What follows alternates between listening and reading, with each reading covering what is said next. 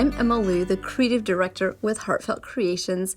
Have you seen so many of those really intricate stamped images and you want to add some dimension to them, but they don't have a matching die? Today I'm showing you how to stamp them, cut them out with an X-acto knife, just a little bit, and then add a very intricate die for a really stunning effect with just a little bit of dimension. So join me and we'll learn this technique together. The image on this card is a very large focal image that I loved stamping to the background, but I also like the added dimension to it. So to create this, what I did first is I just stamped the image from the Vining Fuchsia set. So you'll see how that looks just in black on the background. And I did that with a black Memento ink. And then to color it in, I'll show you that really quickly. Another technique with the Dove blender is I like to brush it off first to see if there's any color on there. I do see that there's a little bit of peony on there yet, so we'll just go finish this last flower. So I'll just kind of add a little bit of dark right in here and then just kind of fade that color out. So it's a really quick coloring technique. What's really great about this Dove blender is when you are finished using a color, just kind of brush off that excess until it's very clear. And once it's clear, you can switch ink colors.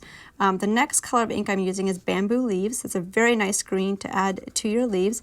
And I'll just add a really dark area in the center, and then we'll just start to fade that out. If you want a little bit more of a blended color, you can go back and you can just kind of blend those two sections together. And that gives you a quick color detailed image. After you're finished coloring, you want to go back and use your X-acto knife to cut these edges. To use the X-acto knife, just use your favorite cutting mat and grab your X-acto knife. And I have this decorative oval die all cut out that comes from this piece right here. And I actually had laid this on top to kind of see how far out that I want to have this cut. And you'll see that there's these vines on, or the vine leaves on both sides. So what we'll do is we'll just finish this off by going into this image and just doing some quick cuts right along the edges. When I do this technique, I like to add a little bit of a white edge. So you'll just kind of come in and out, and you'll continue doing this technique until you have everything cut. Now, I know that if you haven't done this before, it might feel a little bit strange going back and forth, but I just kind of go in with the cuts and come back out. Just kind of repeat that, and you'll see that image is coming out. So when you're doing this for the first time, just kind of be patient with yourself and learning how to kind of twist your paper along with your X-acto knife. This does take a little bit of patience, but I love the stunning result and effects you get with that. So I had kind of pre-cut some of these areas, and then you can kind of pull that up and make sure that that is fully cut out. So we'll see that, and the only thing that we need to do yet is just come over here and just kind of cut that leaf out, and we're ready to add our decorative die underneath. So once you have all those sections cut out, I like to go back and just kind of pop all those pieces up, and I'll actually kind of flip that around and just cut some of those pieces off in the back. That will make it easier for you to insert that decorative oval die. So what you're going to do is just bring this up, just kind of continue pushing some of those petals out, and once you have that into position, I kind of made that it was lined up with this branch up here. What I did next is I took a lead pencil and I just made some very light markings on the inside of this oval. That made that I kind of had a guide to know where to trim out the inside area. So we'll just remove this again, and then just take your scissors. Oops, that was kind of stuck to my scissors. And just kind of lightly trim right around that oval edge. And you don't have to do it perfectly because this edge will be hidden behind your oval. So do that all the way around. And then once you've done that, just go back, use your dry as clear glue, and add a little bit of glue right along this edge.